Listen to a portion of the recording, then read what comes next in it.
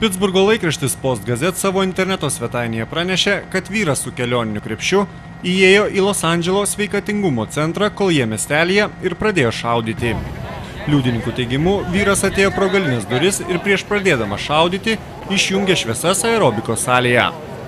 Žiniasklaidos pranešimuose taip pat teigiama, kad 5 žmonės žuvo, o dar 15 buvo sužeisti. Vienas liudininkų buvo prie aerobikos salės, kai išgirdo šūvius. Aš stovėjau šalia aerobikos salės ir girdėjau šūvius, maždaug 30 šūvių. Ir mačiau, kaip bėga žmonės, jie bėgo į visas pusės ir aš pradėjau bėgti, kad išgelbėčiau savo gyvybę. Tai buvo vienas iš baisiausių mano matytų dalykų.